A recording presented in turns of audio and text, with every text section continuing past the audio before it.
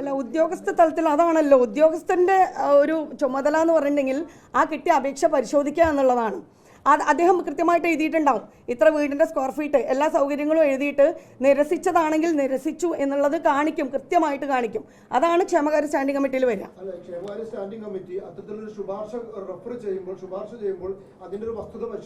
അതിന്റെ വസ്തുത പരിശോധിക്കേണ്ടത് അതാണല്ലോ, ഉദ്യോഗസ്ഥ തലത്തിലാണ് അതിന്റെ കൃത്യമായിട്ടുള്ള പരിശോധന നടത്തുക. അല്ലാതെ ഒരു സ്റ്റാൻഡിംഗ് കമ്മിറ്റി ചെയർമാൻ അല്ലല്ലോ, അല്ലെങ്കിൽ സ്റ്റാൻഡിംഗ് കമ്മിറ്റി അല്ല പരിശോധന നടത്തുക.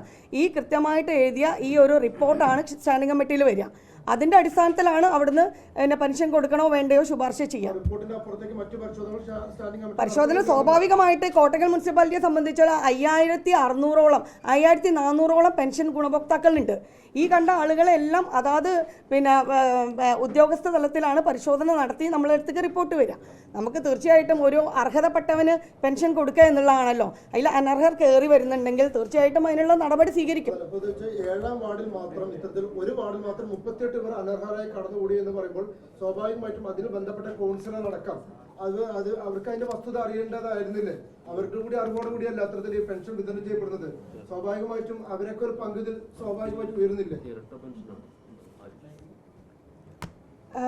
7ാം വാർഡിന്റെ കാര്യം ഒന്നുകൂടെ പരിശോധിക്കേണ്ടതുണ്ട്. കാരണം അവിടെ ആര്യവൈദ്യശാല ജീവനക്കാർ കൂടുതലായിട്ടുള്ളതാണ്. അപ്പോൾ അതിൽ എങ്ങനെയാണോ ആ അനർഹരായിട്ടുള്ളതിൻ്റെ എങ്ങനെ അനർഹരായി എന്നുള്ളതിൻ്റെ റിപ്പോർട്ട് നമുക്ക് ലഭ്യമായിട്ടില്ല. ചിലപ്പോൾ അത് ഇരട്ട പെൻഷൻ ആയിരിക്കാം. കാരണം വൈദ്യശാല ജീവനക്കാർ റിട്ടയർഡായ ജീവനക്കാരുള്ള വാർഡാണ്. അപ്പോൾ അങ്ങനെ വല്ലതും അവിടെ വന്നിട്ടുണ്ടെങ്കിൽ നമുക്ക് പരിശോധിക്കണം. അതാ പറഞ്ഞത് 2022 കൂടി 28ഓളം പെൻഷനുകൾ റദ്ദാക്കപ്പെട്ടിട്ടുണ്ട്. അപ്പോൾ ഇനി ആ ലിസ്റ്റ് വരും. അതിൽ എത്ര പേര് ഇനിയും പെൻഷൻ വാങ്ങുന്നുണ്ടോ തീർച്ചയായിട്ടും അവർ പെൻഷൻ തിരിച്ചടക്കേണ്ടി വരും. അതിനുള്ള തുടർ നടപടി സ്വീകരിക്കേണ്ടി വരും. ഉദ്യോഗസ്ഥ തലത്തിൽ വന്ന ക്രമക്കേട് നമ്മൾ പരിശോധിക്കും, തുടർ നടപടി സ്വീകരിക്കും.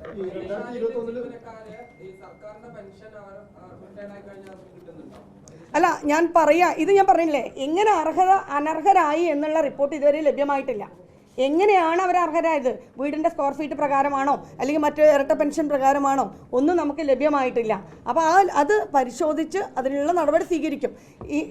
നടപടി സ്വീകരിച്ചിട്ടുണ്ട് എന്നുള്ളതിൻ്റെ കൃത്യമായിട്ടുള്ള തെളിവാണ് 21 വന്ന റിപ്പോർട്ടിന് ശേഷം ഇങ്ങനൊരു പരാതി നിലനിൽക്കുന്നതുകൊണ്ട് തന്നെ രണ്ടാമത് അത് റിവ്യൂ ചെയ്തിട്ട് 2022 കൂടി നമുക്ക് പെൻഷൻ റദ്ദാക്കപ്പെട്ടിട്ടുണ്ട്.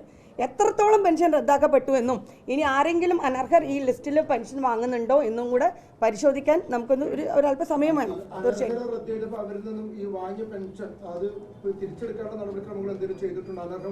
അത് തിരിച്ചെടുക്കാനുള്ള നടപടിക്രമം ചെയ്യണം. അത് ചെയ്തിട്ടുണ്ടോ എന്നുള്ളത് പരിശോധിക്കട്ടെ. ഇപ്പോൾ ഇന്ന് രാവിലെ വന്ന ഒരു ന്യൂസാണ്, നമുക്കത് പരിശോധിക്കാൻ സമയം വേണം. ഈവൻ ഈ ലിസ്റ്റിൽ മുഴുവൻ പേരും പെൻഷൻ റദ്ദാക്കപ്പെട്ടിട്ടുണ്ടോ എന്ന് പോലും നമുക്കറിയില്ല. അതൊന്ന് ചെക്ക് ചെയ്യട്ടെ. ചിലപ്പോൾ 2022 കൂടി ഈ അനർഹർ മുഴുവൻ നമ്മൾ റദ്ദാക്കപ്പെട്ട ലിസ്റ്റിലുണ്ടാവും. തുടർ നടപടി സ്വീകരിച്ചിട്ടുണ്ടോ, അവർക്ക് ലെറ്റർ പോയിട്ടുണ്ടോ എന്നെല്ലാം മുനിസിപ്പൽ തലത്തിൽ ഒന്ന് അന്വേഷിക്കേണ്ടതുണ്ട്.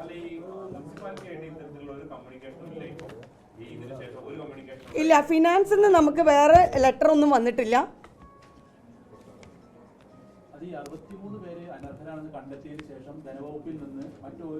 ഇല്ല, നമുക്ക് ഈ ഒരു 14 അപേക്ഷകൾ മുഴുവൻ സമർപ്പിക്കാൻ പറഞ്ഞു.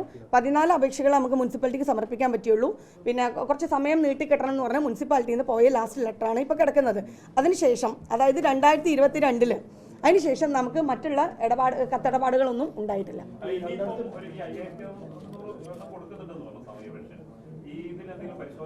തീർച്ചയായിട്ടും ഇങ്ങനെ വന്ന സ്ഥിതിക്ക് നമുക്ക് ഓരോ പ്രശ്നങ്ങൾ വരുമ്പോഴാണല്ലോ നമ്മൾ കൂടുതലായിട്ട് അതിനെക്കുറിച്ച് അന്വേഷിക്കാം. അപ്പോൾ 32 വാർഡിലും ഇതിനെക്കുറിച്ച് സമഗ്രമായിട്ട് അന്വേഷിക്കും. ആരെങ്കിലും ഈ ലിസ്റ്റിൽ അനധികൃതമായിട്ട് പെൻഷൻ വാങ്ങുന്നുണ്ടെങ്കിൽ എല്ലാവരും 32 വാർഡിലും വാങ്ങുന്നുണ്ടെങ്കിൽ കർശനമായ നടപടിയെടുക്കും. കാരണം ഉദ്യോഗസ്ഥ തലത്തിൽ പോയി പരിശോധന നടത്തിയതിൻ്റെ റിപ്പോർട്ടിലാണ് നമ്മൾ ഈ ഒരു പെൻഷൻ അനുവദിക്കുന്നത്, കൗൺസിൽ അനുവദിക്കുന്നത്. അപ്പോൾ തീർച്ചയായിട്ടും 5400ഓളം ആളുകൾ പെൻഷൻ വാങ്ങുന്നുണ്ട്. അപ്പോൾ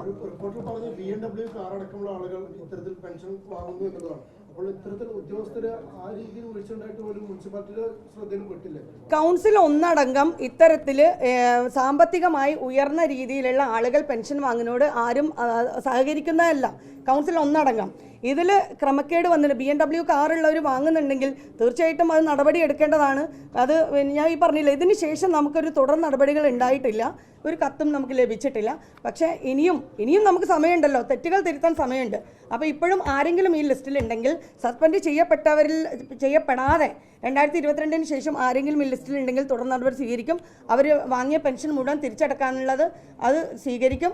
ഈ 62 ആളുടെ മാത്രമല്ല, 63 ആളുടെ മാത്രമല്ല, 32 വാർഡുകളിലും നമ്മൾ വീണ്ടും പരിശോധന നടത്തി അനർഹരുണ്ടെങ്കിൽ കണ്ടെത്തി തുടർ നടപടി സ്വീകരിക്കും.